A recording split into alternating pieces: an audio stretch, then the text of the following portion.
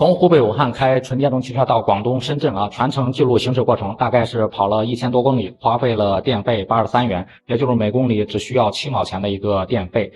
真的是非常省油啊！但是发现了省油并不是一件好事，全程行驶下来，发现了电动汽车的3个痛点啊，真的是让人难以忍受。最终呢，无可奈何把电车给卖了，然后重新换了油车。我们呢从武汉这边出发是大概中午12点啊，也是一个满载车，因为夏天嘛需要开空调，天气比较热，大家都知道开车不开空调简直是一种遭罪。到达长沙的时候，将近行驶了300多公里啊，然后续航里程还有150公里左右，相当于是打了一个7折左右。我们一看呢，这是非要充电了，不充电了，结果有一可能下个服务区就完蛋了，就赶紧想来到长沙服务区充一下电。结果呢，这是一个比较大的一个服务区啊，充电需要排队，要排个2-3个小时左右，我们也等不了呀，所以说无奈想着找下一个服务区再充电吧，找一个小一点的服务区看看有没有充电的位置充电桩。在手机 APP 上查了一下，然后距我们最近的一个充电的服务区大概60多公里左右，但是开车的时候没有留神啊，一下子就开过了，真的是让人非常的焦虑和着急，又赶紧查了一下最近的服务区是有多远，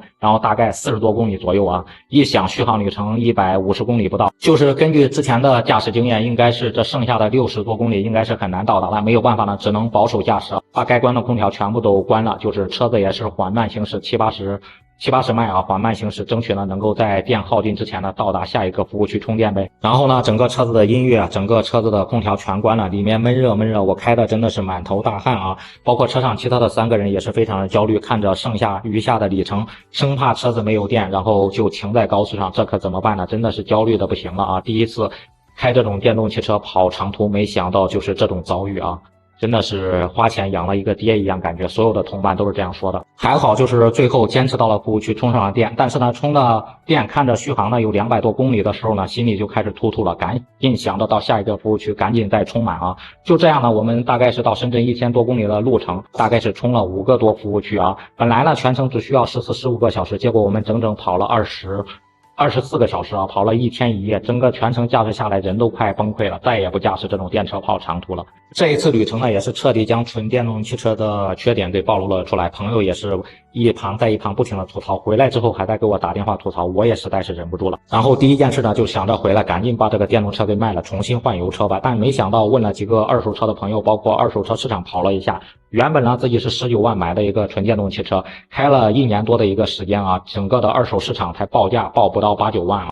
通过此次开纯电动汽车的一个经历啊，我也总结出来了纯电动汽车的几个优缺点，给大家分享一下，大家看看是不是道理。然后省钱是真省钱啊，你像咱们每100公里只耗个7-8毛块钱，然后省油嘛。你像油车100公里都要50元往上，真的是很大的一个差距，省钱的确是啊。第二个点就是纯电动汽车的配置是非常高的，包括里面的内饰，包括里面的大屏显示。你像19万、20万的车可以媲美40来万的一个燃油车啊，真的是非常有面子。那第3点就是纯电动汽车可以上绿牌嘛，在城市里面没有限制，而且整个的包括行驶过程中特别的噪音小，而且特别的平顺，驾驶感特别的好，这我感觉也是纯电动汽车的优点。但是缺点呢，就是我们刚才提到的续航真的是一个让人头大的问题啊，充电的地方比较少，然后充电的时间长，还需要排队啊，而且充电特别的慢，真的是特别的慢。这个电池啊，真的是让人非常的头疼。而且呢，它的充电点不像那种加油站一样到处都是，加油非常方便，它的充电点真的是非常难找，一旦错过一个充电点到下一个充电点，